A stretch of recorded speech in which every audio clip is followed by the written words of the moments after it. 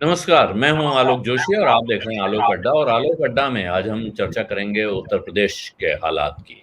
उत्तर प्रदेश में कोरोना का हाल क्यों चर्चा कर रहा हूं, उसकी वजह है, जब मैं मुंबई में था, आप सबको पता ही है, मैं मुंबई से जुड़ता हूं, लेकिन वहां से मैं लखनऊ आ गया हूं।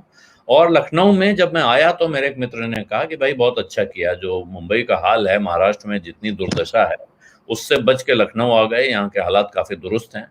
और पिछले साल भर में आपने भी ये मतलब सैकड़ों हजारों बार सुना होगा कि उत्तर प्रदेश ने जिस अंदाज में कोरोना की बीमारी को कंट्रोल किया है, मैनेज किया है, उसकी दुनिया भर में तारीफ हो रही है। अभी हाल में सुनते हैं हार्वर्ड बिजनेस स्कूल में भी एक केस स्टडी चल गई है, वहां भी इसकी तारीफ हो गई है। टाइम मैगजीन में 5 पेज छपे, बाद में पता चला कि वो तो दरअसल खबर नहीं, विज्ञापन थे। वो एक कहानी अलग है। लेकिन 3 पन्ना। हाँ, लखनऊ में जो हाल है या उत्तर प्रदेश का कुल मिला के जो हाल है, अब उसको देख के कहा यह जा रहा है कि साहब कोरोना बेकाबू हो गया है यहाँ भी। और दिन पर दिन जो खबरें आ रही हैं वो चिंता बढ़ाती जा रही हैं, परेशानी बढ़ाती जा रही हैं। क्या हो रहा है और क्यों हो रहा है, इस पर हम बात करेंगे। लेकिन बातचीत शुरू करूं उससे पहले आपसे आग्रह करूंगा, अगर अभी तक आपने मेरा यूट्यूब चैनल वन आलोक जोशी सब्सक्राइब नहीं किया है तो सब्सक्राइब का बटन दबाना और घंटी बजाना न भूलें, ताकि आपको खबर मिल जाया करे नया वीडियो आने की या मेरे लाइव आने की। और बातचीत पसंद आती है तो इसको लाइक भी करें, शेयर भी करें, ये और अच्छा रहेगा। सत्यहिंदी.com पर आप इसे देख रहे हैं तो इस वीडियो के डिस्क्रिप्शन बॉक्स में एक लिंक है जिसके जरिए आप सत्य हिंदी के सदस्य बन सकते हैं। सत्य हिंदी का सदस्य बनने के लिए जाहिर है एक छोटी सी फीस चुकानी होती है। वो फीस चुका के सत्य हिंदी का मेंबर बन के आप न सिर्फ सत्य हिंदी टीम की मदद करते हैं, बल्कि आप इस पत्रकारिता को जिंदा रखने में, सच की आवाज को मजबूत रखने में और आगे बढ़ाने में एक महत्वपूर्ण भूमिका भी निभाते हैं, जिसकी आज की तारीख में आपको भी जरूरत है और हमको भी है। और अब हम शुरू करते हैं बातचीत। सबसे पहले मैं आपको मिलवाता हूं अपने आज के मेहमानों से। हमारे साथ आशुतोष हैं, जो सत्यहिंदी.com के एडिटोरियल डायरेक्टर हैं, को फाउंडर हैं और उत्तर प्रदेश के निवासी हैं कई वर्षों से। लगता होगा कि दिल्ली के पत्रकार हैं, लेकिन गौतम बुद्ध नगर यानी नोएडा में रहते हैं और उत्तर प्रदेश की जमीनी हकीकत समझते हैं। सिद्धार्थ कलहंस हैं, लखनऊ में रहते हैं, वरिष्ठ पत्रकार हैं, मेरे बहुत पुराने दोस्त हैं। और शरद प्रधान हैं, आप सब जानते हैं, परिचय के मोहताज नहीं हैं। और मुझ पर इनका बहुत प्रेम है, जब बुलाता हूं तो आ जाते हैं और दो टूक खरी खरी बात करने के लिए जाने जाते हैं। सिद्धार्थ, मैं शुरुआत आपसे करना चाहता हूं। ये उत्तर प्रदेश में कोरोना बेकाबू हो गया और योगी राज में भी कोरोना ने हाहाकार मचा रखा है। जब मैं ये कहता हूं तो मैं कोई सरकार के साथ जाति तो नहीं कर रहा हूं, अतिशयोक्ति तो नहीं है कहने में। नहीं, बिल्कुल जाती नहीं है। हकीकत यही है। और ये स्थिति फरवरी के मिड से बिगड़नी शुरू हुई थी और अंदाजा लगाते लगाते काफी देर हो गई। दरअसल स्थिति बिगड़ती यहाँ से है। बिल्कुल आपने सही कहा कि शुरुआत के समय में उत्तर प्रदेश में जिस तरीके से काम हुआ था, कई लेवल के हॉस्पिटल्स बनाए जा रहे थे, अलग अलग जिलों में बनाए जा रहे थे, बहुत सारे जिला अस्पतालों को कन्वर्ट किया गया था कोविड के L1, L2, L3 लेवल के हॉस्पिटल्स में। बेड्स वगैरह बढ़ाए गए थे, बहुत सारी जांच की जो सुविधाएं थी उनको बढ़ाया गया था, बहुत सारी निजी पैथोलॉजीज को भी जांच में इंक्लूड किया गया था, वो भी अपनी जांच कर रही थी। जैसे कि हम राजधानी में बैठे हैं उत्तर प्रदेश में, तो पिछले साल इसी समय जब हम बात कर रहे हैं तब आज से कोविड का जो प्रकोप है वो अब से कहीं कम था, बल्कि आधे से भी कम था। और हमारे पास 35 अस्पताल हुआ करते थे राजधानी लखनऊ में, निजी और सरकारी मिला के। आज जबकि स्थिति ये है कि पिछले साल के मुकाबले हम करीब 3-4 गुना से ज्यादा हमारे पास पेशेंट आ रहे हैं रोज। और हमारे जो अस्पताल हैं राजधानी में, मरीजों की संख्या अगर 3 से 4 गुना बढ़ती है तो हमारे यहाँ अब हॉस्पिटल्स पिछली बार 35 थे, आज 20 रह गए हैं। तो हुआ ये है कि उत्तर प्रदेश में अक्टूबर नवंबर आते आते एक आवाज कट रही, जिसे कहते हैं एक कॉम्प्लासेंट एटीट्यूड जो है वो उत्तर प्रदेश की सरकार ने डेवलप किया और धीरे धीरे करके अपने आप बहुत सारी चीजें जैसे छोड़ सी दी गई। और यूं लगा कि अब कोविड जैसी चीज वो करीब करीब खत्म हो गई है। तो न केवल जांच की तादाद घटी, कुछ एक अस्पतालों में हमने देखा कि जहां पर एडमिट होने से पहले एक कंपल्शन था कि जांच होना ही होना है, वरना निजी पैथोलॉजी जिनसे कि इस दौरान तमाम सारे मरीजों के सिलसिले में हमने संपर्क किया, तो उनका कहना है कि एक तरीके से लोगों ने जांच करानी बंद कर दी थी। सरकारी अस्पतालों में भी जिनको मजबूरी थी कि जांच कराना ही कराना है या कहीं दिखाना है हमको, RT-PCR नेगेटिव रिपोर्ट वहाँ हो रहा था। और हॉस्पिटल्स जो थे, जो बेड्स थे, उनको सबको डिसबैंड किया गया था। तो आज अब स्थिति आ गई है कि हमारी जो इल प्रिपेयर्डनेस है, तैयारी बिल्कुल नहीं थी। जिस तरह का विस्फोट अब दिख रहा है कि हफ्ते भर के अंदर हम जो है डबल ट्रिपल जो नंबर होते जा रहे हैं, एक तरीके से पूरी व्यवस्था छिन्न भिन्न थी। यहाँ तक कि शमशानों कब्रिस्तानों की व्यवस्थाएं भी उस तरीके से नहीं थी कि जो कैजुअलिटीज हो रही थी उनको कैसे हैंडल किया जाए। एम्बुलेंस की जो सुविधा थी, ये सारी चीजें जो है, यानी जो तैयारियां पिछले साल थी, हमने हमारे मरीजों की संख्या उससे कई गुने बढ़ी और तैयारियां पिछली बार के मुकाबले घट के आधी के करीब करीब रह गई। ऐसी स्थिति में ऐसा विस्फोट होना वो बड़ा स्वाभाविक था। और अब जैसा कि देख रहे हैं, शरद जी जानते होंगे, बहुत सारे लोग, हम लोग खुद जो है वो कई बार स्वास्थ्य सुविधाओं के लिए शरद जी को संपर्क करते रहते हैं, क्योंकि कि एक असहाय जैसी स्थिति लगता है कि पत्रकारों के सामने आ गई है। हम रोज सुबह उठकर हम ये ख्यालते हैं कि आज कोई जानने वाला फोन न कर दे और ये कह दे कि हमें RT-PCR जांच करवा दीजिए या हमें हॉस्पिटल दिलवा दीजिए। तो अगर ये स्थिति है, बहुत उत्तर प्रदेश के बड़े बड़े अधिकारियों की खबरें हम लोगों को मिल रही हैं कि उन्हें हॉस्पिटल में भर्ती होने के लिए जिस कदर मशक्कत करनी पड़ रही है, तो आम नागरिकों का ये राजधानी की हालत है, जिलों में क्या हालत होगी और छोटे शहरों में क्या हालत होगी, ये इसका अंदाजा लगा पाना बड़ा मतलब मुश्किल है। तो एक तरीके से ये बिल्कुल आपने सही कहा, बड़ी भयावह सी स्थिति है। हम पिछली बार जो लॉकडाउन था, एक तरीके का सन्नाटा बरपा था। आज लॉकडाउन नहीं है, सन्नाटा नहीं बरपा है, सड़कों पर लोग चल रहे हैं, लेकिन अस्पतालों में और स्वास्थ्य के मामले में स्थिति बहुत ज्यादा भयावह है, जो पिछले साल के मुकाबले कई गुने ज्यादा खतरनाक हालत है। जी, शरद जी का आपने जिक्र किया सिद्धार्थ ने। शरद जी, जो बात अभी सिद्धार्थ कह रहे हैं वो मैं भी महसूस कर रहा हूँ, क्योंकि मैं यहाँ कुछ पत्रकारों के व्हाट्सएप ग्रुप्स में सदस्य हूँ, तो वहाँ मैं देख रहा हूँ कि किसी एक का नाम आता है। अभी आज भी एक साहब का, मैं यहाँ नाम नहीं लेना चाहता हूँ, लेकिन उनके बारे में है कि उनकी हालत बहुत खराब है, उनको बेड की जरूरत है। इससे पहले रोज में कम से कम 2 नाम ऐसे दिखते हैं और उसके बाद पूरे दिन लोगों के बीच में मशक्कत चलती है। कल किसी ने मुझे कहा और संदेश में ही कहा कि अगर किसी को ये गुमान है कि उत्तर प्रदेश में उसकी बहुत चलती है, तो वो किसी के लिए किसी अस्पताल में एक बेड का इंतजाम करके दिखा दे, अपनी औकात समझ में आ जाएगी। यानी कोई बड़ी से बड़ी कुर्सी पे बैठा हुआ आदमी आज की तारीख में लखनऊ शहर में एक बेड का इंतजाम करने की हालत में नहीं है। ये स्थिति क्यों और कैसे आ गई? क्या यहाँ व्यवस्थाएं नहीं हैं, या जो अमेरिका में हुआ, यूरोप में हुआ कि सेकेंड वेव जब आती है, लोग कह रहे हैं कि लॉकडाउन फटीग की वजह से आई। लोग इस हालत में आ गए थे कि पक गए हैं, अब हम कैसे कितने दिन बंद रहे, कब तक मास्क पहने, कब तक घर में रहें। और यहाँ तो मैंने खुद देखा, जिस दिन मैं लखनऊ पहुंचा हूँ, कि तमाम लोग बिना मास्क के घूम रहे हैं, कोई उनको फिक्र नहीं है। ऐसा लगता है कि बिल्कुल परवाह नहीं है बीमारी की। और उसके बाद से खासतौर पे जब होली के बाद से लगातार ये बढ़ता हुआ दिख रहा है। मुंबई का जो हाल है, तमाम लोग टिप्पणियों में कह रहे हैं कि मुंबई का हाल बताइए। मुंबई का हाल बेहाल है, इसमें कोई दो राय नहीं है। मुंबई में हाल बहुत खराब है और मुंबई में हाल पहले भी बहुत खराब था, पिछले साल भी बहुत खराब था, लेकिन मुंबई ने बहुत ही भयावह स्थिति का मुकाबला किया। और वहाँ ये हालत अभी तक थी जब तक मैं आया हूँ कि आप बीमार हो जाएंगे तो आपका टेस्ट हो जाएगा, आप बीमार होंगे तो कहीं भर्ती हो जाएंगे। तमाम फैसिलिटीज बनी हुई थी, वहाँ भी उन फैसिलिटीज को डिसमेंटल किया गया था, अब वो दोबारा खड़ी की जा रही हैं। मुझे थोड़ा डर लग रहा है अब यहाँ रहते हुए, इसलिए मैं शरद जी आपसे पूछना चाहता हूँ, क्या यहाँ नई व्यवस्थाएं खड़ी हो रही हैं? कल अखबार में खबर पड़ी कि शमशान घाट में 5 नए फर्नेस यानी 5 नए इलेक्ट्रिक क्रेमेटोरियम लगाने के लिए टेंडर इशू किए जा रहे हैं। वहाँ जो हाल है कि 12-12 घंटे लोगों को इंतजार करना पड़ रहा है अपने परिजन का शव जलाने के लिए, उसमें ये जाहिर है कि ऐसा होना चाहिए, लेकिन दिखा क्या रहा है?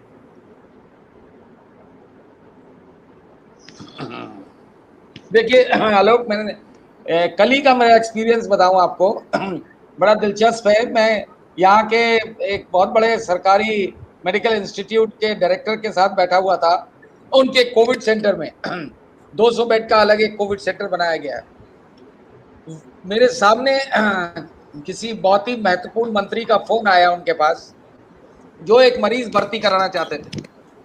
तो उन्होंने कहा कि सर अभी तो फौरन हो नहीं पाएगा, सर थोड़ा वेट करना पड़ेगा। उन्होंने कहा भाई मेरा मरीज है, मैं इस विभाग का मंत्री हूँ, मेरे लिए आप एक बेड नहीं दे सकते? तो उसने बड़ी विनम्रता से कहा डायरेक्टर ने कि साहब देखिए, मैं कैसे, आप बताइए किसी मरीज को हटा दूं? मैं एक ही चीज कह सकता हूं कि इंतजार करना पड़ेगा, कोई मरीज की डेथ हो जाए या कोई डिस्चार्ज होकर ठीक होकर चला जाए, इसी सूरत में मिल सकता है बेड। ये मैं इसलिए बता रहा हूँ कि मेरी आंखों देखे हुआ है ये सामने, और ये स्थिति है यहाँ पे बेड्स की। आप इससे अंदाजा लगा लीजिए, यूपी क्या लखनऊ का जो बलरामपुर हॉस्पिटल है, वो प्रदेश के जो गवर्नमेंट हॉस्पिटल्स हैं, मेडिकल कॉलेजेस की बात नहीं कर रहा हूँ, वो सबसे बड़ा हॉस्पिटल है।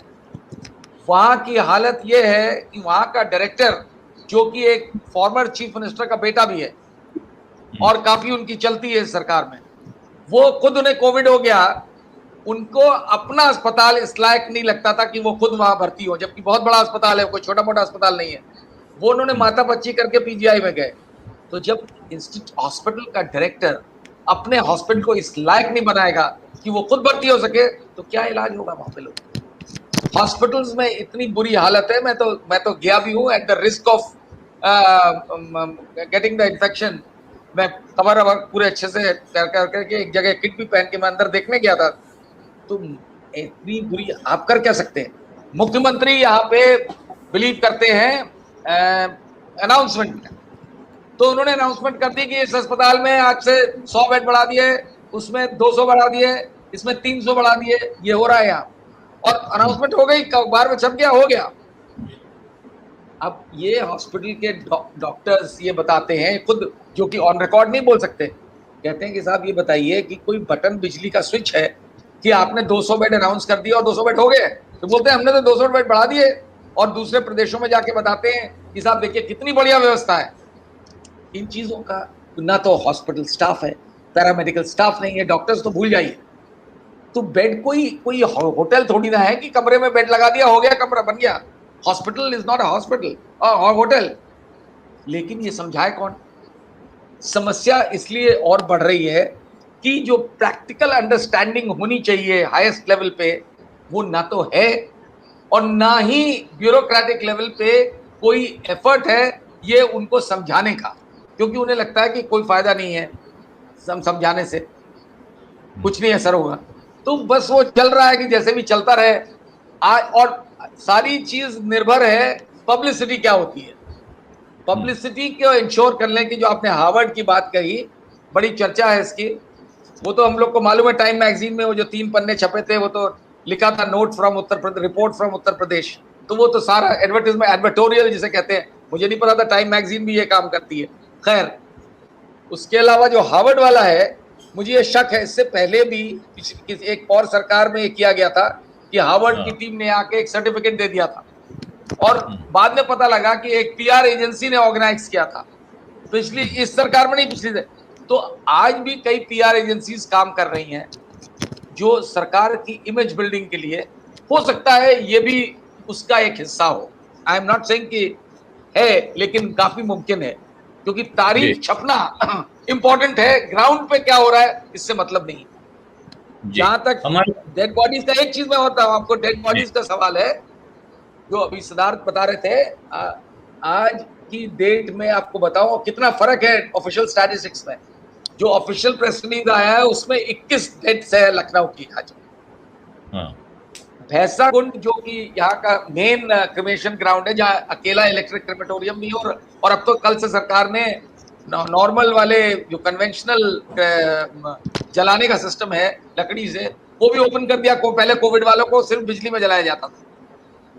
वहां पे सुबह से 42 लाशें जल चुकी हैं, और 5 अभी रुकी, अभी 15 मिनट पहले की बात है, 5 लाशें भी पड़ी हुई हैं इलेक्ट्रिक के लिए, जलाने के लिए। ये सिर्फ एक जगह है। जो दूसरा एक पुराना यहाँ का क्रिमेशन ग्राउंड है, वहां पे सुबह से 19 लाशें जल चुकी हैं। यानी आप सोच लीजिए 46 और 19 65 हो गई, 65 बॉडीज आज जल चुकी हैं। सरकारी प्रेस नोट में 21 लिखा है। उसका एक्सप्लेनेशन म्युनिसिपल कमिश्नर ये देते हैं, जो कि मुझे सत्य नहीं लगता, कि साहब वो जो आसपास के जिलों से आते हैं वो हमारे यहाँ रिकॉर्ड नहीं होते हैं, वो उन जिलों में। देखिए आसपास के, पहली चीज तो यहाँ शहर वाले तो भर्ती हो नहीं पा रहे हैं, आसपास के कहाँ से आएंगे, और जो आएंगे भी क्या वो अपनी डेड बॉडी यहाँ जलाएंगे? वो अपने जो ऐसे लोग आएंगे वो घर ले जाएंगे? तो ये एक मिसलीड करने का, हुई होगी मौत तो यहाँ हुई होगी, अगर डेथ तो इसी शहर तो उसको वो अपना एक्सप्लेनेशन दे रहे हैं कि नहीं साहब हमारी जो फिगर जो मैच नहीं कर रही है कि उनकी 21 है और वहां पे 65 है, तो वो कहते हैं कि क्योंकि बाहर से लोग आते हैं तो उनकी डेथ हमारे यहाँ रिकॉर्ड नहीं होती है, उनकी उनके जिले में होती है जहाँ को बिलोंग करते हैं। तो ये सब चीजें सारा जो फोकस है सरकार का, अनफॉर्चुनेटली वो सारा इस पे है कि पब्लिसिटी नेगेटिव ना हो। जी, प्राइवेट लैब्स को कईयों को बैन कर दिया गया। सॉरी प्लीज आगे बोलिए। वो बताता हूं, उसके बाद में प्राइवेट लैब्स वाले किस्से पे मैं अभी आऊंगा। आप जो बात कह रहे हैं वो भी बहुत इंपॉर्टेंट बात है, लेकिन हमारे साथ डॉक्टर आशीष तिवारी भी जुड़े हुए हैं, मुंबई से जुड़े हैं। वजह यह है कि हमने प्रयास किया कि उत्तर प्रदेश में लखनऊ से और किसी और शहर से कोई डॉक्टर जुड़ जाए। शरद जी से मैंने आग्रह किया, लेकिन तमाम डॉक्टरों से वो बात करने को तैयार नहीं है। वो कोई भी अपना इस समय अपनी गर्दन फंसाना नहीं चाहता है। लेकिन डॉक्टर तिवारी चलूं, उससे पहले मैं आशुतोष के पास चलूंगा। क्यों लग रहा है जब हम बात करते हैं तो ये लग रहा होगा किसी को भी कि हमको उत्तर प्रदेश सरकार से कोई खुन्नस है और हम योगी जी की सरकार की आलोचना करना चाहते हैं। लेकिन उत्तर प्रदेश की सरकार, उत्तर प्रदेश की का इंतजामिया, जो एडमिनिस्ट्रेशन जिसे कहते हैं, वो जहां घपले कर रहा है, गड़बड़ कर रहा है, वो कर रहा है। लेकिन यहाँ के लोग क्या कम हैं, इस जिम्मेदार हैं इस हालात के लिए जो परिस्थिति आज आपको दिख रही है?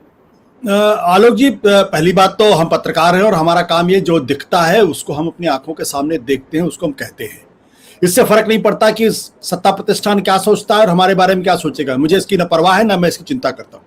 लेकिन मैं आपके सवाल का जवाब देने के पहले मैं फेसबुक पे नवीन जोशी जी का एक पोस्ट पढ़ रहा हूँ, जो हिंदुस्तान के बड़े पत्रकारों में से एक हैं और लंबे समय तक उन्होंने संपादक के पद पर रहे हैं। उन्होंने लिखा है, हर तरफ से बुरी खबरें आ रही हैं, किसी को एम्बुलेंस नहीं मिल रही, किसी को ऑक्सीजन, अस्पतालों में तो खैर जगह ही नहीं है, घर में रहकर इलाज कराने वाले भी परेशान और भयाक्रांत है।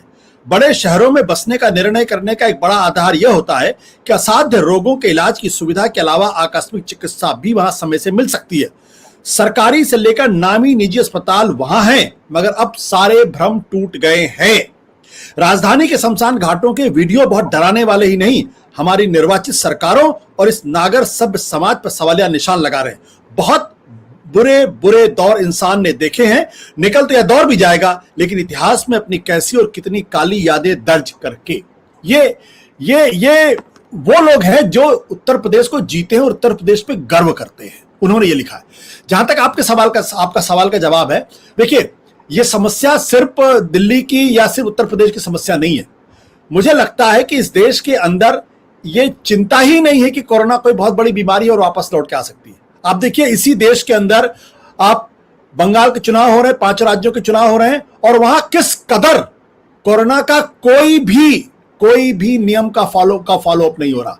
बड़े से बड़े नेता, बड़े से बड़े पर पदों पर बैठे हुए नेता, वो मास्क नहीं लगा रहे। जब उनसे पूछा जा रहा है तो पूछते नहीं, इसका कोई मतलब, सवाल का कोई मतलब नहीं है। आप कुंभ को देख लीजिए, 12 बजे तक 21 लाख लोग वहां पे स्नान कर चुके हैं। और यही उत्तराखंड के मुख्यमंत्री थे तीरथ सिंह, जो मुख्यमंत्री हैं, उन्होंने कहा कि भाई आस्था का सवाल है, इसलिए हम सारे प्रोटोकॉल को त्याग देते हैं। तो इसमें किसको दोष दिया जाए? जनता को दोष दिया जाए, मंत्री को दोष दिया जाए, मुख्यमंत्री को दोष दिया जाए, प्रधानमंत्री को दोष दिया जाए, सारे राजनीतिक दलों को दोष दिया जाए, हम अपने आप को दोष दें? तो अगर आपके मन में कोई चिंता ही नहीं है, आपके लिए कोरोना एक कैजुअल सी बीमारी है, और तो फिर यही हाल होने वाला है। पिछली बार जब 536 लोगों के कोरोना पीड़ित होने की खबर आई थी, तब देश में सबसे स्ट्रिंजेंट लॉकडाउन लगा था। आज 1,68,000 के ऊपर कोरोना के मरीज आ गए हैं, और क्यों आ गए हैं इसके बारे में कोई पड़ताल करने को तैयार नहीं। तो आपने देखा कि नॉर्वे की एक प्राइम मिनिस्टर है, जिनकी खबर छपी है कि उन्होंने मास्क नहीं पहना था, उनके घर में एक पार्टी थी और कोरोना के जो नियम उसका पालन नहीं किया था। वहां की पुलिस ने उनके लिए उनको जुर्माना काट दिया। जुर्माना किया वहां की पुलिस ने अपने प्राइम मिनिस्टर के खिलाफ। क्या इस देश के अंदर कोई पुलिस वाला किसी एमएलए को या किसी बड़े आदमी को कोरोना के नियम का पालन नहीं करने पर कोई जमानत दे सकता है? क्या उनको जुर्माना दे सकता है? क्या उनको टिकट काट सकता है? सवाल ही नहीं उठता है। तो जहां जहां इस तरीके की अराजकता है वहां पे आप ये नहीं हो सकता है। नहीं आलोक जी, मैं आप तो चाचा विधायक की बात छोड़ दीजिए, अगर मुझे सड़क पे देख लेगा और मैं कहूंगा मेरा नाम आशुतोष है, अरे भाई साहब आप जाइए, आपके ऊपर चक्कर पड़े हुए, वो ये हालत है। तो जब पूरे कुएं में भांग पड़ी हुई है, कोई कोरोना के नियम को पालन करने के लिए तैयार नहीं है और देश के प्रधानमंत्री से लेकर देश के चपरासी तक को कोई चिंता नहीं है। अन्यथा इलेक्शन कमीशन 2 दिन पहले जागा है। इलेक्शन कमीशन ने कहा कि नहीं अब कोरोना के नियम का अंधे थे क्या आप? सो रहे थे? दिखाई नहीं पड़ रहा था? दिखाई नहीं पड़ रहा था भाई? आपने चुनाव हो रहा है, कोरोना फैला हुआ, सेकेंड वेव आई हुई है, चलो मैं मान सकता हूं कि मार्च के महीने में आपको ध्यान, 1 अप्रैल को तो ध्यान आया होता जब 30,000 से बढ़ते हुए संख्या 50,000 पहुंच गई। तो सवाल इसी बात का है ना कि सब कुछ जो है वो चलता है, तो उसमें आप उत्तर प्रदेश की सरकार हो, महाराष्ट्र की सरकार हो, बंगाल की सरकार हो, सब एक ही तरीके से है। तो सारी सरकारों का हाल एक सा है। मैं डॉक्टर आशीष तिवारी के पास चलूंगा। आशीष जी अपने को अनम्यूट कर लीजिए, क्योंकि यहां से मैं आपको अनम्यूट नहीं कर पा रहा हूं। और डॉक्टर आशीष तिवारी के पास जाने की 2 वजह हैं। एक तो आप जो हालात दिख रहे हैं वो मुंबई में, गुजरात में, उत्तर प्रदेश में, सब जगह कहीं ऐसा नहीं, मुझे नहीं लगता कहीं कोई हाल में फर्क है। कोई सरकार ऐसी हो जो एग्जेम्पलरी काम कर रही हो जिसकी तारीफ करें। सरकारें अपने अपनी तारीफ कर रही हैं, ये अलग बात है, उनके समर्थक और उनके प्रशंसक भी कर रहे हैं। लेकिन ये जो हाल हुआ है इसकी वजह क्या है? जिस दशा में हम लोग आ गए हैं, क्या सब अंधे थे? चुनाव आयोग तो अंधा है मान लीजिए, किसी को भी आंख कान नहीं खुले हुए थे कि ये होने वाला है और इसको रोकने का इंतजाम होना चाहिए? देखिए, जो आपने सवाल पूछा इसके जवाब मल्टीफैक्टोरियल है, बहुत सारी चीजें साथ जुड़ी हुई हैं। वो गलती हमने पिछले साल मार्च के महीने में की, यानी कि कोरोना का इंडिकेशन मिल गया था WHO को, लेकिन हमारे सिस्टम ने कुछ काम करना शुरू नहीं किया। जब लॉकडाउन आया उसके बाद तक भी तैयारियां नहीं हुई। इंटरनेशनल एक्सपोर्ट्स हो रहे थे, वो बाद में रुके। अभी भी आप देखिए कि जो दूसरी लहर आई है, इसके पहले भी लोग, सरकारी सिस्टम इतना रिलैक्स हो चुका था कि उन्होंने अपनी कोई तैयारी नहीं की, जबकि सबको पता था कि सेकेंड लहर जो है आएगी, हो सकता है आने वाले समय में थर्ड वेव भी आ जाए। लेकिन वेव आने के पहले सरकार उसी तरह शिथिल हो जाती, जैसे पिछले साल थी उस तरह अभी भी थी।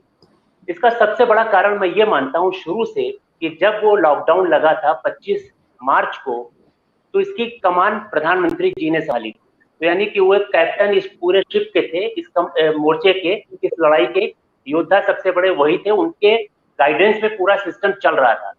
लेकिन आज तक सेंट्रल और स्टेट की कोई कोऑर्डिनेशन कमेटी हमें कहीं दिखाई नहीं पड़ती है। तो ये जो खींचतान चल रही है सेंट्रल और स्टेट के बीच में, ये सबसे बड़ा कारण है कि कोई कोऑर्डिनेशन जो बनना चाहिए वो नहीं बन पा रहा है। वो अपनी मनमानी करते हैं, स्टेट वाला अपनी मनमानी करता है। कोई इस तरह का SOP नहीं बना है कि एक SOP पूरे देश में कॉमन लागू हो पाए और उस पर कंट्रोल सिस्टम बने, कोऑर्डिनेशन कमेटी उस पर नजर रखे, ऐसा कहीं नहीं है। अब आप देखिए, रेमडेसिविर की बात है, बंबई में मेरे पास हर रोज कम से कम 5 से 10 लोगों के फोन आते हैं कि डॉक्टर साहब कहीं से दिलवा दो, डॉक्टर साहब कहीं से दिलवा। मैं कहाँ से दिलवाऊं, कहीं है ही नहीं। इसी की अभी 2 दिन पहले हमने सुना कि गुजरात में किसी नेता के पास करीब 4-5 हजार रेमडेसिविर की वो बांट रहे थे, बीजेपी के अध्यक्ष के पास। हाँ, कोई जी। तो एक स्टेट में पहुंच गई, दूसरे स्टेट में नहीं आ रही है रेमडेसिविर। दिसंबर के बाद इन्होंने अपना प्रोडक्शन स्केल डाउन क्यों कर दिया? बढ़ा लेते, स्टॉक कर लेते, बाद में खराब हो जाती, एक्सपायरी हो जाती, बात दूसरी थी। लेकिन अगर रेमडेसिविर आज होती तो ये मारामारी तो नहीं थी। आज ऐसा फील हो रहा है कि एक इंजेक्शन, भले वो जान बचाए या ना बचाए, लेकिन लोगों को यह एहसास हो चुका है कि इंजेक्शन नहीं मिला और हमारे घर वाले की डेथ हो गई। ये फीलिंग लोगों में आना शुरू हो गई। ऑक्सीजन नहीं मिली, हमारे घर वाले की डेथ हो गई। तो ऑक्सीजन ना मिलना, इंजेक्शन ना मिलना, ये सब तो छोटी छोटी बातें थी सरकार के लिए। ये अगर प्लानिंग सही से होती तो हम बहुत पहले से, यानी कि जनवरी से हमें तैयारी शुरू कर देनी चाहिए थी। अब तक तो हम बहुत कंफर्टेबल पोजीशन में होते कि 2 लाख एक दिन में केस आए तो भी मैनेज कर लेंगे। आज उल्टा हो गया, अभी 1.5 लाख केस आ गए। सारी सरकारों के हाथ पांव फूले हुए हैं, सब हैप्जर्ड वे में काम हो रहा है। किसी को समझ में नहीं आ रहा है कि काम कैसे करना है, इसको मैनेज कैसे करना है। और यही हाल है कि पैनिक हो चुका है सोसाइटी में। यही नहीं, मैं कानपुर का रहने वाला हूँ, मेरी एजुकेशन मेडिकल की कानपुर से हुई है। लखनऊ में मेरे कम से कम 30 बैचमेट हैं और कानपुर में भी हैं, तो हमें डेली अपडेट मिलता रहता है। परसों की बात बताऊं कि एक मेरे दोस्त का लखनऊ से फोन आया, उसकी वाइफ को पिछले 5 दिनों से फीवर आ रहा था। RT-PCR के लिए उसने बात की, कहीं पे सैंपल दे दिया तो मालूम पड़ा रिपोर्ट 6 दिन के बाद आई। अब वो 6 दिन इंतजार कर रहा है, जब वो बुखार बढ़ गया तो किसी ने कहा भाई मैं एक जुगाड़ करता हूँ, बाराबंकी में वहां रैपिड एंटीजन एक जगह हो रहा, तुम उधर चले जाओ। तो अपनी कार में डाल के वाइफ को लेके बाराबंकी भागा। बाराबंकी में रैपिड एंटीजन हुआ तो पॉजिटिव आ गया, फिर वापस आया। वापस आने के बाद अब उसको बेड नहीं मिल रहा था क्योंकि वाइफ की हालत खराब हो रही थी, कोरोना कंफर्म हो गया। किसी तरह जुगाड़ लगाकर हाथ पैर जोड़कर एक अस्पताल मिला। जब अस्पताल में ट्रीटमेंट चालू हो गया तो अगले दिन RT-PCR की रिपोर्ट आई, वो निगेटिव है, माने कि RT-PCR निगेटिव है और रैपिड एंटीजन पॉजिटिव है। ये भी एक बहुत बड़ा मसला है कि जो ये देखिए इसमें कांस्टेंट होते हैं हर जांच में, टेक्नीशियन सैंपल कैसे ले रहा है, जो कार्ट्राइज यूज हो रही है जो उसमें वो ठीक है कि नहीं, उसकी क्वालिटी ठीक है कि नहीं, मशीन है उसकी क्या कहते हैं उसकी एफिशिएंसी है कि नहीं, तमाम सारे फैक्टर्स, इन पे तो कोई चर्चा ही नहीं, इन पे तो कोई क्वालिटी मैनेजमेंट तो भूल जाइए। वो तो अंधाधुंध काम चला जा रहा है, रिपोर्ट किसी की पॉजिटिव आ रही है, किसी की नहीं आ रही है, इसकी कोई अकाउंटेबिलिटी सिस्टम में नहीं है। RT-PCR नेगेटिव आता है, रैपिड एंटीजन पॉजिटिव आता है, तो ये सब जो चल रहा है ये बड़े दुख की बात है। और उसका कारण सिर्फ ये है कि हमारा जो कोऑर्डिनेशन नहीं बन पाया और SOP सेंट्रलाइज नहीं बन पाई, कॉमन नहीं बन पाई, अपने अपने मन से लोग काम करते जा रहे हैं, जिसका नतीजा ये पूरे देश में पैनिक फैल चुका है। जी, पूरे देश में पैनिक फैल चुका है, लेकिन शरद प्रधान जी आपको पैनिक दिख रहा है अपने आसपास। जिन लोगों के परिवार में किसी की हालत खराब है, कोई मुसीबत में आ गया है, उनको छोड़ दीजिए, उनके अलावा उनके पड़ोस के घर में भी आपको लगता है कोई डरा हुआ है? देखिए, अब आज की डेट में लोगों में थोड़ा खौफ पैदा हुआ है। अभी भी अब आपको वो नहीं दिखेगा जो हफ्ते भर पहले था कि बाजार में लोग दिन भर घूम रहे हैं, चाट की दुकानों में भीड़ लगी हुई है, मास्क लोग नहीं पहने। अभी भी आपको मास्क वाले लोग, बिना मास्क के लोग दिखेंगे सड़क पे, लेकिन पहले से कंपैरेटिवली कम हो गया है। तो एक वो fear of God and fear of death हो गया है लोगों को। मैं नहीं कहता हूँ कि ये कोई किलर डिजीज है, लेकिन आज की डेट में सेकेंड राउंड में क्योंकि नंबर ऑफ डेथ ज्यादा होने लगी हैं, तो और इस बात की चर्चा मीडिया में काफी हो गई है, तो थोड़ा सा फियर जो जरूरी है वो अब दिखने लगा है लोगों में। और उससे मेरा ख्याल फायदा ये होगा कि लोग धीमे धीमे कोविड के प्रोटोकॉल्स फॉलो करने लगेंगे। लेकिन सरकारी दफ्तरों में ये बिल्कुल विजिबल नहीं है। आप सचिवालय में चले जाइए, आप किसी और सरकारी व्यवस्था में चले जाइए, तो बिल्कुल, यहाँ तक कि जो अस्पताल हैं, जो बड़े बड़े हॉस्पिटल की बात कर रहा हूँ, जो सरकारी हैं, वहाँ पे भी बिल्कुल ग्रॉस वायलेशन रहता है। उसका बाहर पब्लिक से ज्यादा वहां रहता है, क्योंकि इमरजेंसी में एकदम से भीड़ हो गई, एक्सीडेंट हो गया, लोग आ गए, तो कोई प्रॉपर व्यवस्था नहीं है कि आप जो नॉन कोविड केसेस भी तो आते हैं ना हॉस्पिटल्स में, उनका तो पुरसा हाल ही नहीं है, क्योंकि तमाम नॉन कोविड पेशेंट्स को दर दर भटकना पड़ता है इलाज के लिए। कहीं पे तो एंट्री नहीं है आपकी बगैर कोविड टेस्ट के, चाहे वो मेडिकल कॉलेज हो, चाहे संजय गांधी PGI हो। ये लखनऊ की बात हो रही है, छोटे जिलों को तो छोड़ दीजिए। तो उनका क्या हो रहा है उसके बारे में नोबडी इज बॉदर्ड। और एक चीज मैं आपको और बताऊं, ये जो फिगर्स है ना यूपी की, लखनऊ सबसे ज्यादा लीड कर रहा है। आज की डेट में करीब 4000 केसेस हुए हैं, 3900 कुछ हैं। कल 4500 थे, परसों 4000 थे। वो जब एकदम गया था 3000 से 4000 पे पहुंचा था उससे एक दिन पहले। और ये नंबर्स जो हैं ये इसलिए भी ज्यादा लखनऊ में आपको दिख रहे हैं क्योंकि यहाँ टेस्ट ज्यादा हो गए। यूपी की टोटल फिगर्स जो हैं उसमें से 50% सिर्फ 4 जिलों का है, लखनऊ, कानपुर, इलाहाबाद और वाराणसी। बाकी जगह 50% वो है। अब आप सोच लीजिए जो बाकी जिले हैं, चाहे वो गोरखपुर ही हो मुख्यमंत्री का जिला, वहां दिन में 300 केस, 400 केस, कहीं पे 20 केस, 30 केस, यूपी के 75। और अगर ये स्थिति है तो इससे आप अंदाजा लगा सकते हैं कि टेस्ट की क्या स्थिति होगी इन जगहों पे। टेस्ट की व्यवस्था ही नहीं जब होगी तो आपको पता कैसे लगेगा कि। तो मेरा अंदाजा ये है कि बहुत सी जगह ऐसी है जहां लोग जा भी रहे होंगे तो वो कोविड के रिकॉर्ड में नहीं आ रहा होगा। जी, यानी कि वो आपने टेस्ट ही नहीं करे तो नहीं, वहां बड़े खुश। आंकड़ों में वो साफ तस्वीर दिख नहीं रही है। बिल्कुल। सिद्धार्थ में अभी तो क्या हुआ है, जी डॉक्टर तिवारी आप कुछ कहना चाह रहे हैं, अपने को अनम्यूट करें। शरद जी जो बता रहे थे कि लोग टेस्ट के लिए नहीं पहुंच रहे हैं, इसका एक बड़ा कारण ये भी है नहीं लोग नहीं पहुंच रहे, व्यवस्था नहीं है, व्यवस्था ही नहीं है। व्यवस्था भी नहीं है। दूसरा एक कारण और भी आपने ऑब्जर्व किया होगा कि लास्ट ईयर सिस्टम यानी कि सरकारी तंत्र ने लोगों को इतना डरा दिया कि कहीं कोविड होने पे पुलिस पहुंच रही है, बहुत गाड़ियां पहुंच रही है, उनको उठा के कहीं आइसोलेशन में डाल दिया जाता है। तो इतना पैनिक हो चुका है कि आज की तारीख में सर्दी बुखार जब किसी को आता है तो मेडिकल स्टोर से दवा खा के घर में पड़ा रहता है, लेकिन वो जांच नहीं करवाता है। उसको ये डर लगता है कहीं कोविड आ गया तो हम उस सिस्टम में चले जाएंगे, सरकारी जहाँ घर वाले भी नहीं पहुंच सकते और हमारा क्या हाल होगा भगवान जाने। ये आज ऐसा नहीं है डॉक्टर साहब, आज की डेट में ऐसा नहीं है। आज की डेट में आदमी कराना चाह रहा है टेस्ट, लखनऊ जैसे शहर में तो खास तौर से, लेकिन उसके पास व्यवस्था नहीं है। 5-5, 6-6 दिन में रिपोर्ट मिल रही है सरकारी व्यवस्था में, अगर सरकारी में जा रहे हैं आप, क्योंकि उनके पास फैसिलिटी नहीं है और ज्यादा जल्दी टेस्ट करने की। जो काम 12 घंटे में हो जाता था RT-PCR, उसको 6 दिन लग रहे हैं। और दूसरी चीज और एक और है, जो प्राइवेट लैब्स है डॉक्टर साहब, एक बड़ी इंपॉर्टेंट बात है आलोक, ये ध्यान से सुनिए। अभी क्या हुआ है कि जो प्राइवेट लैब्स को ऑथराइज किया गया था, ठीक है प्राइवेट लैब्स में कुछ गड़बड़ी होती होगी, हम उसे रूल आउट नहीं कर रहे हैं, लेकिन कई लैब्स इसलिए बैन कर दी गई कि बहुत ज्यादा पॉजिटिव केसेस आते हैं। मैं फिर उस बात पे जा रहा हूं कि अगर सरकार का फोकस इस पे है कि पब्लिसिटी नहीं होनी चाहिए एडवर्ट्स, एंड पॉजिटिव क्यों बढ़ रहे हैं केसेस, तो उठा करके उन्होंने बैन कर दी प्राइवेट लैब्स। 2 दिन तक बंद रही, कई प्राइवेट लैब्स बंद कर दी गई, फिर खोली गई, फिर आज बैन कर दी गई है 2 दिन के लिए।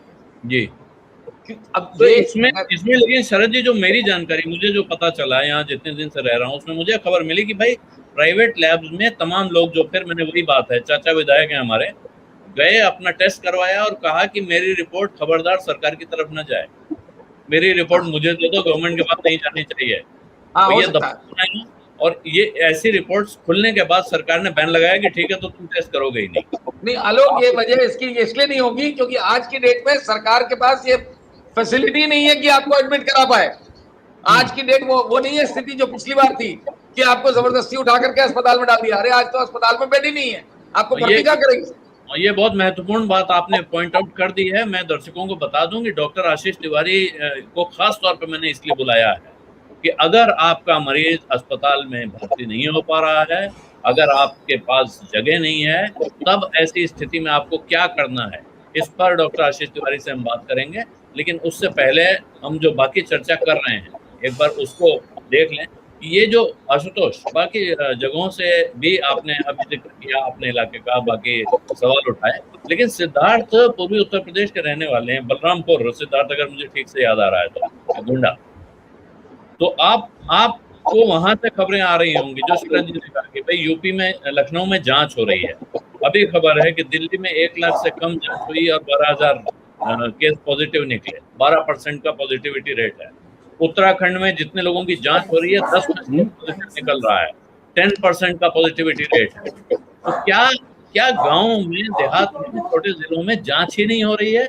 ये वजह है कि दिख नहीं रहा है।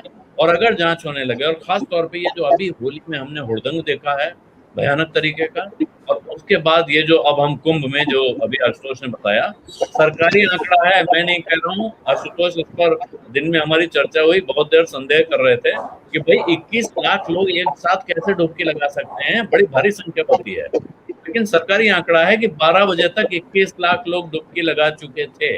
तो क्या 21 लाख लोगों का उत्तराखंड सरकार ने RT-PCR टेस्ट करवा लिया, ये मान लेना चाहिए, या अब इसके बाद हमें एक नए विस्फोट के लिए तैयार होना होगा? आपको अनम्यूट करना पड़ेगा सिद्धार्थ, जब मैं कर देता हूँ। हाँ, आप बोले जी। देखिए, 21 लाख लोगों का RT-PCR हुआ होगा, ये तो खैर कभी सोचा भी नहीं जा सकता है। आप 21 लाख को भूल जाइए, 21,000 लोगों का नहीं हो सकता है। और अभी आपने कहा ना कि मैं जिन क्षेत्रों से, जिस इलाके से आता हूँ, बलरामपुर डिस्ट्रिक्ट से आस पड़ोस के जो ज़िले हैं, क्योंकि आजकल पंचायत चुनाव की वजह से काफ़ी कुछ खबरें वहाँ से मिल रही हैं, और मुझे सबसे बड़ा जो डर है कि 5 दिन नहीं बचे हैं पहले चरण के शुरुआत में पंचायत चुनाव के, और अगले 20 दिनों में 4 चरणों के चुनाव निपटेंगे उत्तर प्रदेश में, पंचायत चुनाव के, जो कि चुनाव के स्तर से अगर देखा जाए तो सबसे बड़ी एक्सरसाइज है। उत्तर प्रदेश जैसी जगह जहां 60,000 से ऊपर ग्राम पंचायतें हैं, जहां इस कदर घमासान के साथ चुनाव होता है। जिलों में इस समय पूर्वी उत्तर प्रदेश से खास तौर पर बहुत सारे लोग बम्बई, गुजरात, कर्नाटक और दिल्ली, इन सब जगहों पर, पंजाब वगैरह में काम करते हैं, और उन सबको पंचायत चुनाव में वोट डालने के लिए बुलाया जाता है। भारी भीड़ इस समय हर गांव में आए दिन सुबह आ रही है। और गांवों में जो पिछली बार का सिस्टम था, क्वारंटाइन सेंटर बनाए गए थे, कम से कम उतरने पर तब भी कोई RT-PCR जांच नहीं हो रही थी, लेकिन एक हैंडगन से आपका टेम्परेचर लिया जाता था, आपसे पूछ लिया जाता था कि आपको बुखार तो नहीं है, आपको सांस लेने की तकलीफ तो नहीं है, आपको क्वारंटाइन किया जाता था। इस बार ऐसी कोई व्यवस्था नहीं है कि कोई भी जो बाहर से आ रहा है गांव में उसकी कोई जांच हो। और पंचायत चुनाव देखिए, 5 राज्यों में जो चुनाव हो रहे हैं, शायद तब तक स्थिति उतनी भयावह नहीं थी, लेकिन पंचायत चुनाव की जब घोषणा की गई थी, उसके साथ साथ उत्तर प्रदेश में कोरोना की दूसरी लहर का विकराल रूप दिखने लगा था। बावजूद इसके पंचायत चुनाव में जो हाल हुआ है इस समय हो रखा है, अलग अलग जिलों में, गाँव में जो स्थिति है, जिस कदर भीड़ उमड़ रही है, जिस कदर चुनाव प्रचार चल रहा है, मुझे लगता है कि अगर लखनऊ में जिस तरह से, हालांकि शरद जी ने बिल्कुल सही कहा कि आज की तारीख में बेड दिलवाना अपने आप में असंभव अगर है, तो जांच कराना भी कोई कम असंभव काम नहीं है। अगर आपसे आज कोई कह दे कि लखनऊ में किसी की RT-PCR जांच करा लो, तो मैं गारंटी के साथ कह रहा हूं कि आप तमाम अपनी रसूख के बावजूद 24 घंटे आपको लग जाएंगे कि आप RT-PCR जांच कराएं। और जो निजी पैथोलॉजी जो जांच कर रही थी, उनसे कहा गया कि आपके जो कलेक्शन सेंटर हैं वो भी ICMR अप्रूव्ड होने चाहिए, क्या होने चाहिए, तमाम वजहों से उन्होंने जांच करनी बंद कर दी है। पिछले 2 दिनों से सैंपल नहीं ले रहे हैं कोई निजी पैथोलॉजी के लोग। और ये बात भी बिल्कुल सही कही है शरद जी ने। मैंने खुद एंटीबॉडी की जांच कराई है अभी 2 दिन पहले, और जो जांच करने वाला आया उसने मुझे रिपोर्ट दिखानी शुरू की 1 दिन पहले की। उसने कहा अब 80% लोग हमारे पास जो RT-PCR करा रहे हैं वो पॉजिटिव निकल रहे हैं। तो जाहिर सी बात है कि नंबर बढ़ रहे हैं। 80% लोग, उसने मेरे सामने अपना चार्ट रखा, उसने कहा सर पिछले दिन मैंने 1 दिन पहले ये 19 जांचें मैं लेके गया था और इसमें 80% लोग जो है पॉजिटिव निकल आए हैं। तो ये हालत है कि जो भी जांच करा रहा है 80% लोग पॉजिटिव हो रहे हैं। इसका मतलब है कि निजी जांचों को तो बंद करना होगा, क्योंकि जैसा शरद जी कह रहे थे कि आंकड़े भी दुरुस्त दिखाने हैं। जिलों में, गाँव में इस समय थर्मल स्कैनिंग की भी व्यवस्था नहीं है कोई, और पंचायत चुनाव सर पर खड़े हुए हैं। भारी भीड़ उमड़ रही है गांव में, कस्बों में, पंचायतों में, बाजारों में। कोई व्यवस्था इस तरह की नहीं है कि कोई निगरानी समिति हो, कोई क्वारंटाइन सेंटर हो, कोई कुछ हो, कुछ भी नहीं है। और खौफ का आलम आलोक जी ये है कि हम में से जितने लोग बैठे हैं, हर आदमी आज की तारीख में व्हाट्सएप पे एक दवाओं की सूची फॉरवर्ड कर रहा है एक दूसरे को कि भाई देख लो, अगर कोई दिक्कत हो तो जरा ये दवाएं, उसमें तमाम सारी विटामिन सी, आइवरमेक्टिन और क्या क्या शुरू कर देना। हाँ, ये मेरे पास ये सारे लोग, ये हम आप पत्रकार ही नहीं, जो हमारे आपके हित मित्र शुभचिंतक हैं, वो हर कोई एक दूसरे की जान बचाने के लिए केवल ये आज की तारीख में ये व्हाट्सएप मैसेज फॉरवर्ड कर रहा है कि ये दवाएं हैं, इन दवाओं को खा के घर पे पड़े रहिए। और डॉक्टर आशीष जी सही कह रहे हैं कि स्थिति ये है कि लोग आज की तारीख में कोरोना के ट्रीटमेंट जिसको हो चुका है वो तो सबसे बड़ा डॉक्टर है, और बाकी सारे लोगों को कोरोना के बारे में, उनकी दवाइयों के बारे में इतना मालूम है कि सब लोग एक दूसरे को बता रहे हैं, क्योंकि किसी सरकार, किसी स्वास्थ्य सिस्टम पर किसी का कोई भरोसा नहीं बचा है। और मैं आज भी कह रहा हूं कि आज की जो स्थिति है उत्तर प्रदेश में 4 चरणों के पंचायत चुनाव, ये स्थिति को इस कदर भयावह बना सकते हैं कि जिसका कोई अंदाजा नहीं, और उससे निपटने की तैयारी बहुत जरूरी है। ये इलाज का जहां तक सवाल है आलोक, में एक बड़ी महत्वपूर्ण बात बताना चाहता हूँ, अगर आप इजाजत दें। जी बिल्कुल।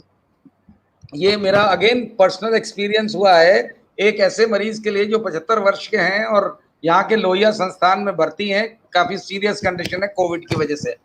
तो उनको हुआ कि प्लाज्मा थेरेपी दे दी जाए, तो लेकिन हॉस्पिटल ने कहा कि साहब हमारे पास तो बैंक में प्लाज्मा बिल्कुल है नहीं, आप कहीं से व्यवस्था कर लीजिए, हम लगवा देंगे।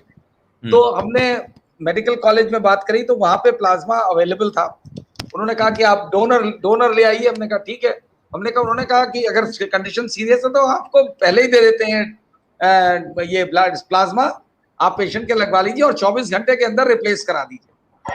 ये मैं खुद पर्सनली गया हूँ दोनों जगह ला करके और उनको हैंड ओवर किया, लग गया उनके प्लाज्मा। कंडीशन अभी वैसी है, कोई ज्यादा सुधरी नहीं है, लेकिन आपको मैं बताना इसलिए चाह रहा हूँ कि डोनर्स का क्या रैकेट है, जो मैं खुद एक्सपीरियंस करा हूँ। आज की डेट में वो डोनर जो है उसने हमारी भांजी से कांटेक्ट किया, जिनके पिताजी यही एडमिट जो हुए हैं, हमारे कजन सिस्टर है, उनके हस्बैंड। तो अब वो जो है उसने किसी एनजीओ के जरिए से उनके पास मैसेज पहुंचा कि हमारे पास हम डोनर हैं, डोनर दिलवा देंगे, हम डोनर हैं, हम आपको दे देंगे। तो उसने मेरे को पास उसको फॉरवर्ड कर दिया कि आप बात कर लीजिए, और ये कह रहा है कि हम दे देंगे। तो हमने बात करी तो बोले साहब मैं उन्नाव में रहता हूँ, और यंग लड़का था, उसने नाम अपना सारंग बताया, और मैंने कहा अच्छा तो आप आ जाओगे लखनऊ, आप आओगे? बोले हाँ बिल्कुल आ जाएंगे, बस खाना खा ले, हम देखिए हम चल देते हैं यहाँ से। उसने 3:30 बजे फाइनली कहा कि हम चल रहे। आज की बात है ये। हमने कहा ठीक है, आप मेडिकल कॉलेज, बोले कहाँ है मेडिकल कॉलेज? मैंने कहा लखनऊ, आप किसी से भी पूछेंगे किंग जॉर्ज मेडिकल कॉलेज, मैं आपको वहीं प्लाज्मा बैंक के बाहर मिल जाऊंगा। और फिर उसने 4 बजे मेरी भांजी को फोन किया कि ऐसा करिए कि जरा मुझे पेट्रोल के पैसे कुछ दिला दीजिए, क्योंकि गाड़ी में आ रहा हूं मैं, दोस्त की गाड़ी है, उसमें पेट्रोल डलाना है। तो उसने मुझे फोन किया, तो मैंने कहा ये तो बड़ी अजीब बात है, इसका मतलब है कुछ गड़बड़ है यार। तो हमने उसको फोन किया कि भाई यहाँ आना, हम तुम्हें दे देंगे पैसे जितने भी। तो उसने बोला अच्छा ठीक है। फिर उसने उसको फोन किया कि नहीं आपको जरा से 500-600 रुपए ट्रांसफर करने में प्रॉब्लम है, 1000 रुपए। तो उसने 1000 रुपए उन्हें दे दिए, ट्रांसफर कर दिए। उसके बाद वो शख्स, मैं 2 घंटे बैठा रहा बेवकूफों की तरह मेडिकल कॉलेज में, वो आए नहीं, उसके बाद फोन नहीं उठा रहा है अभी तक।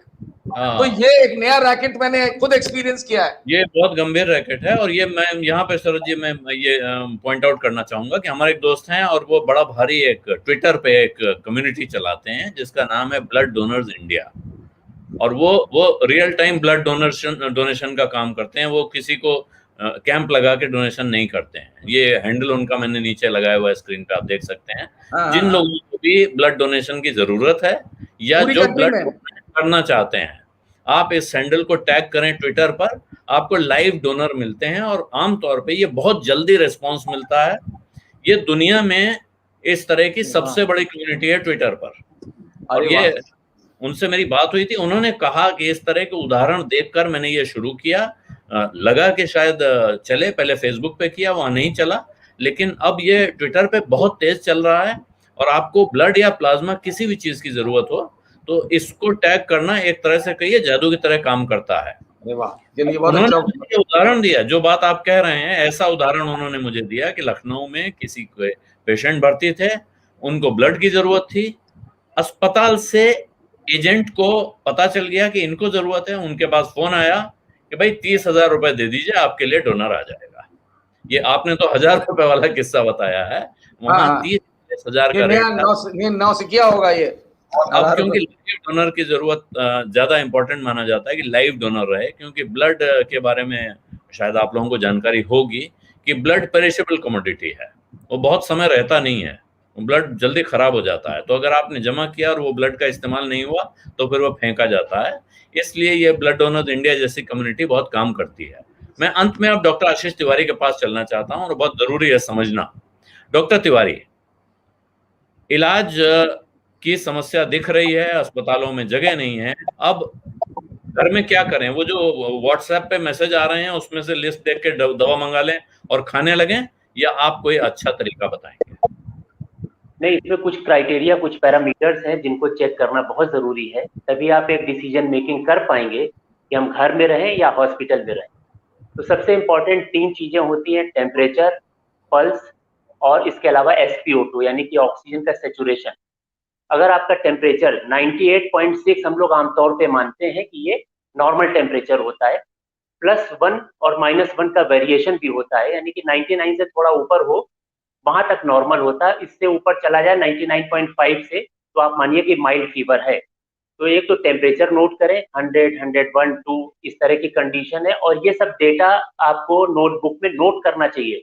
बहुत बार हम मौजवानी लोग याद रखते हैं लेकिन भूल जाते हैं, फिर गलत रीडिंग बताते हैं।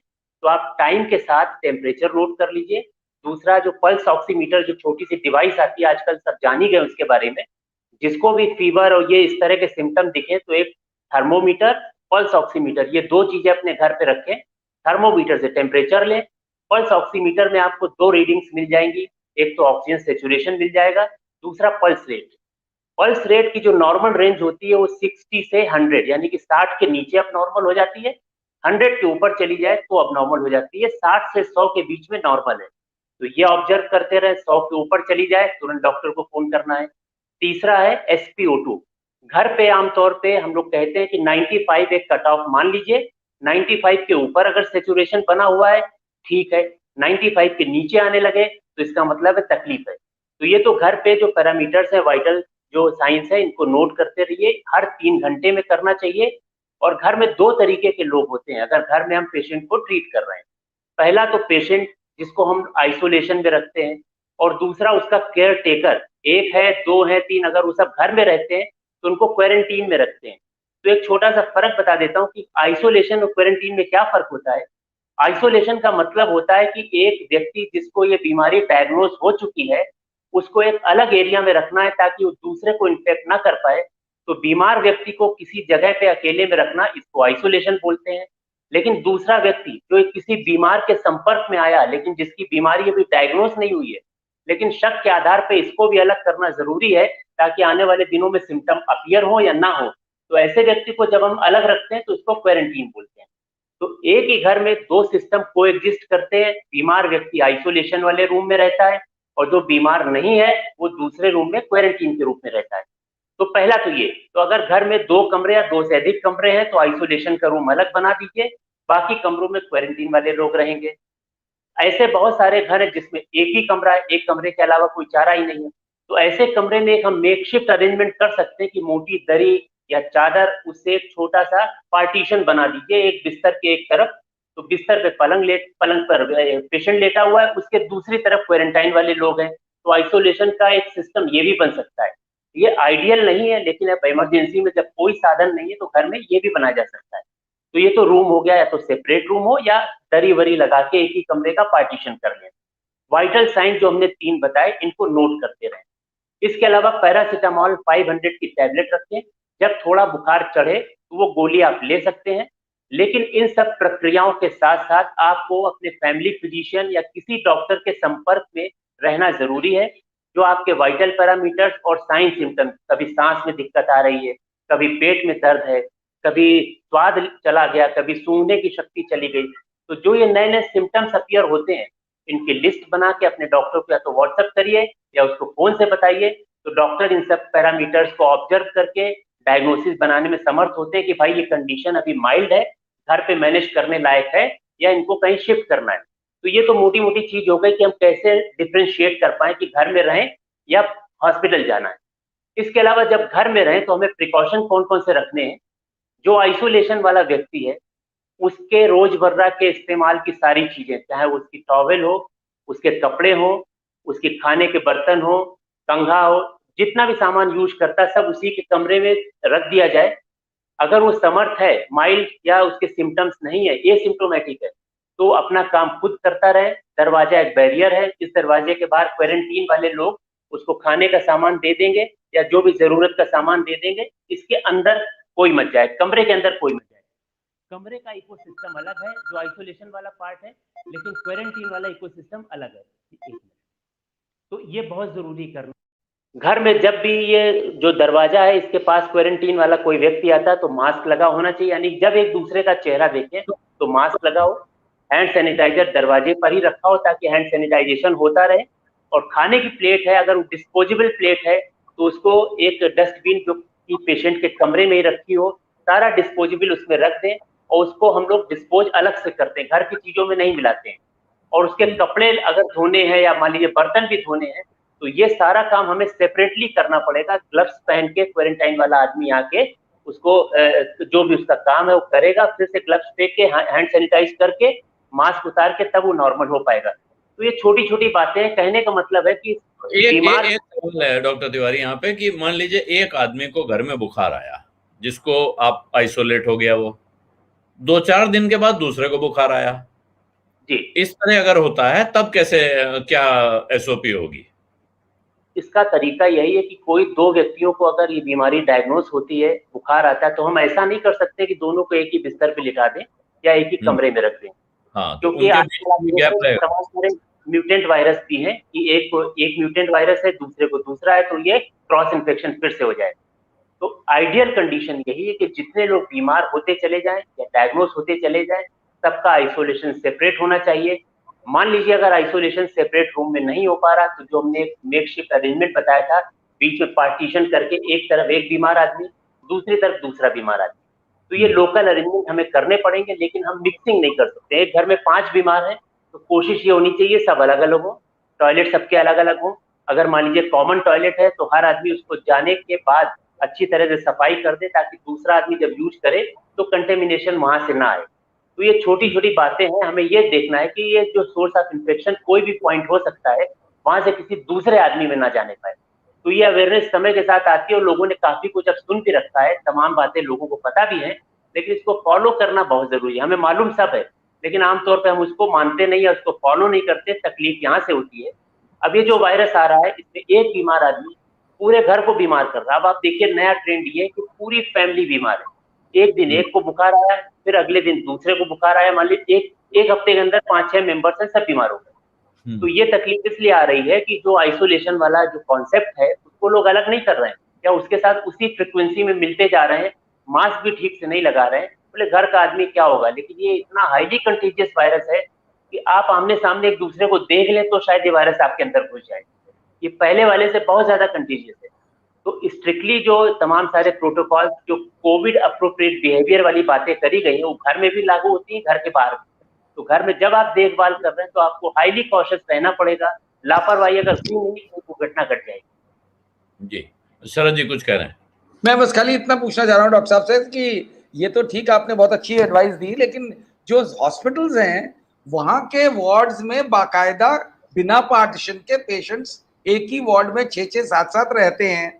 दूसरा, खाली छोटे हॉस्पिटल की बात नहीं कर रहा हूं मैं, जो यहाँ का टॉप कॉर्पोरेट हॉस्पिटल है मेदांता, वहां सिर्फ एक हॉल है जहां 22 बेड्स हैं और उनके लिए 2 टॉयलेट्स हैं। ये सबसे एक्सपेंसिव हॉस्पिटल की हालत बता रहा हूं आपको। तो इससे तो बेटर है कि घर में आदमी बेटर इलाज हो सकता है क्या?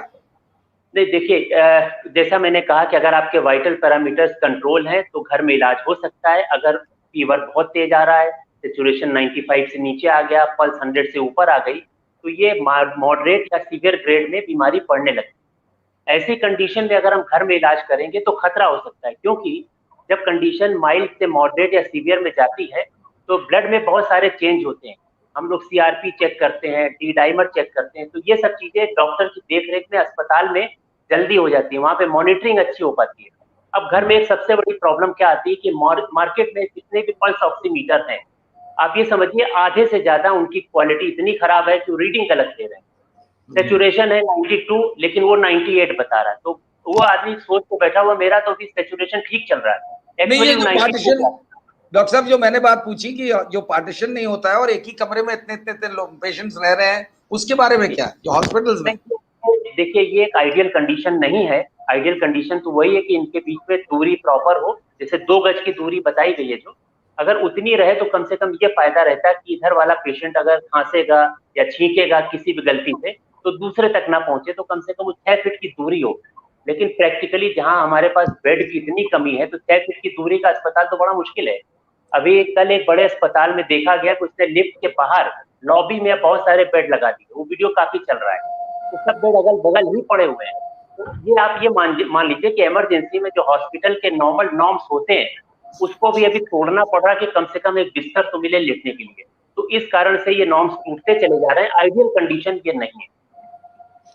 जी शरद जी कुछ और तो नहीं पूछना है? नहीं, बस इतना ही मैं जानना चाह रहा कि मतलब ये कुछ इसके ऊपर भी रेस्ट्रेंट लगना चाहिए कि ये जो बड़े बड़े हॉस्पिटल्स हैं जहां कोई उनके पास रिसोर्सेज की कमी नहीं है, जो पेशेंट से अंधाधुंध पैसा चार्ज करते हैं, वहां अगर ये फॉलो नहीं होता है प्रोटोकॉल कि कम से कम पार्टीशन तो लगा सकते हैं वो बिटवीन द पेशेंट्स। एक कमरे में इतने सारे लोगों को रख रखा है। जी, तो मुझे लगता है देखिए सरकार पर यह दबाव बनना चाहिए, और जो हम ये कार्यक्रम कर रहे हैं इसका उद्देश्य भी यही है कि लोग जागृत हों और अपने सवाल पूछें। एक हमारे मित्र हैं अशोक कुमार पांडे, आप लोग उनको कश्मीर नामा की वजह से जानते होंगे, और उसने गांधी को क्यों मारा एक किताब लिखी है, कश्मीर और कश्मीरी पंडित एक किताब लिखी है। आज उन्होंने एक कविता लिख के लगाई है, मैं वो कविता यहाँ पढ़ना चाहता हूँ। ये मौका नहीं है कविता पढ़ने का, लेकिन कविता ऐसी है कि उसे पढ़ने का ये मौका है। मर रहे हैं लोग, उत्सव मनाइए, मरघट की भीड़ को जलसा बताइए, बच्चों की चीख पर ताली बजाइए, बंधे हुए हाथ से तोरण सजाइए, थकी हुई सांस से तुरही बजाइए, दवा नहीं दुआ नहीं यूं ही मर जाइए, हुआ जो आदेश है तो उत्सव मनाइए। तो इस वक्त उत्सव मनाने के बजाय अगर सरकारें थोड़ा और दम लगाएं, जोर लगाएं, कोशिश करें, खुद मिनिस्टर मास्क लगाए हुए दिखाई पड़ें, लोगों को टोकें कि भाई तुम मास्क क्यों नहीं लगाए हुए हो। मुझे याद है इस शहर में, लखनऊ में, मैं बच्चा था, यहाँ के एक सीनियर सुपरिंटेंडेंट ऑफ पुलिस होते थे, एसएसपी बिशन सिंह बेदी, बीएस बेदी नाम था, बीएस बेदी था। मैं सड़क पे देखता था, अचानक चलते हुए उन्होंने गाड़ी रोकी और कोई आदमी सड़क पार कर रहा है, उसको बहुत जोर से धमकाया, डांटा, कहा कि पढ़े लिखे हो के लाल बत्ती पे सड़क पार कर रहे हो, अनपढ़ लोगों से क्या उम्मीद करेंगे। तो इस तरह से जब आदमी जो रुतबे में बैठे हुए लोग होते हैं, अगर वो लॉ एनफोर्स कराते हैं, ऐसा नहीं कि वो डंडा लेके किसी की पिटाई करते थे, लेकिन वो अपने अपने पद का इस्तेमाल कर रहे थे लोगों को जागरूक करने के लिए। इस तरह से कुर्सियों पर बैठे हुए लोग अगर अपनी जिम्मेदारी का पालन करें, खुद मास्क लगाए हुए दिखें, खुद दूरी बना के रखें, रैलियों में जाने से परहेज करें, तो शायद इस देश में तमाम लोगों को ये प्रेरणा मिलेगी। एक उदाहरण और छोटा सा मैं देता हूं। मेरे एक दोस्त हैं लखनऊ दिल्ली में, शिशिर सिन्हा, उन्होंने कहा कि वो कल किसी वजह से उन्हें मेट्रो पे चढ़ना था, मेट्रो पर गए, मेट्रो में दो तरह के गुट उनके सामने, दो समूह थे।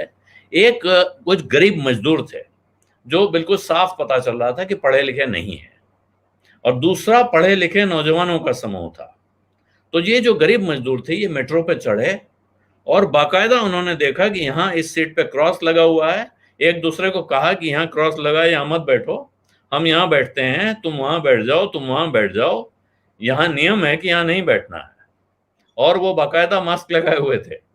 और दूसरी तरफ वो जो पढ़े लिखे नौजवान थे, अरे बैठो, क्या फर्क पड़ता है भाई।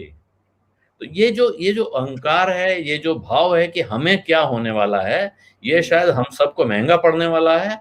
हमें अपनी आंख खोलनी पड़ेगी, अपना ख्याल रखना पड़ेगा, उसके बाद ही किसी पर, सरकार पर या किसी और पर उंगली उठाने का वक्त आएगा। फिलहाल मैं इजाजत चाहता हूं। आप सबका बहुत बहुत धन्यवाद। नमस्कार। नमस्कार।